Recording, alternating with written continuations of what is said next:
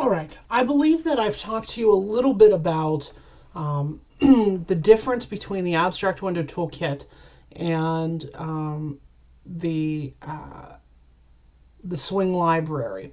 And if you recall, what I told you was one of the reasons that we use the Swing library over the Abstract Window Toolkit is, depending on the platform, components built by the Abstract Window Toolkit might look different. Think about this. The Abstract Window Toolkit goes out to the operating system that Java is running on and says to the operating system, what does a button look like? The operating system comes back with that information, and the Java virtual machine takes that, utilizes the information that you've provided in creating the button, and creates the button to look like that, and then passes it back to the operating system and says, display this on the screen. The Swing library takes a step out of that because its look and feel and design of those buttons is already done. They're already defined, and there are a couple of ways they can look.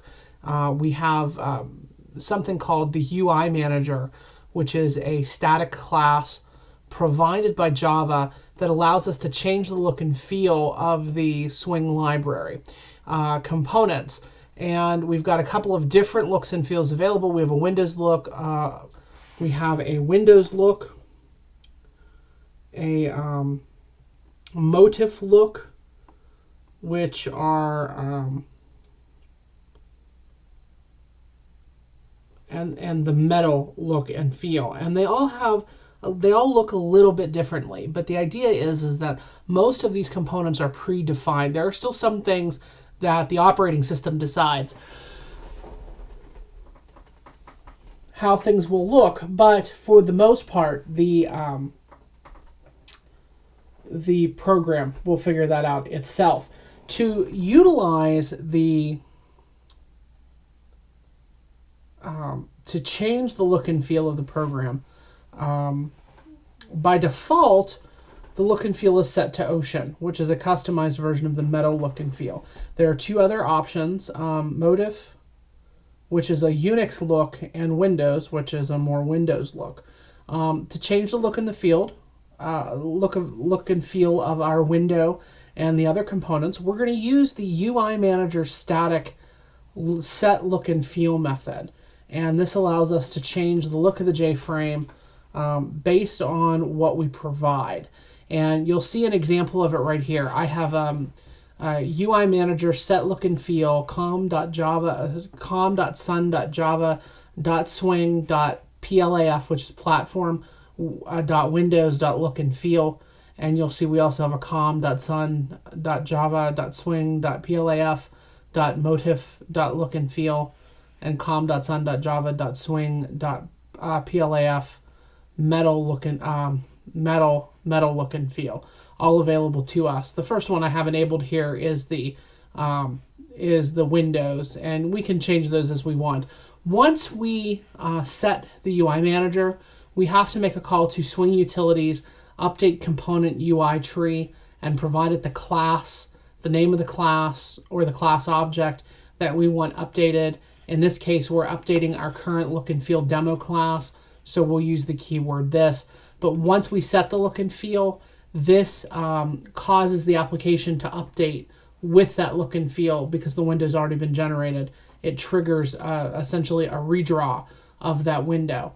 When we do this, we do have to handle exceptions. We don't have any other way around it. There's a possibility that the look and feel that we want to use may not be available or may not have been specified correctly. The problem is that I use the general exception class, but there are 4 different exceptions that the look and feel method could throw, all of which are defined in the method header. You can find that out by going and taking a look at it on the Java website. But I have decided here to catch the general exception class rather than each of the individual exceptions. And essentially what it comes down to is there are 4 different possibilities for errors that may cause one of the look and feels not to load. If you're interested in taking a look at this, you can do exercise 8.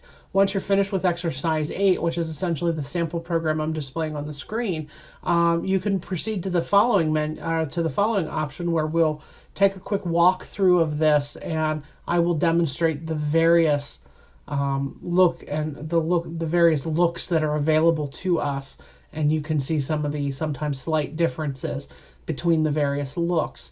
Once you're finished with that, I've got 2 more things I want to talk to you about this evening. One is called the file chooser, one is called the color chooser, and then we're going to wrap everything up with a discussion of menu icons, and in between each one there'll be an activity for you to do. So you can click next and keep going through the slides until you hit the end.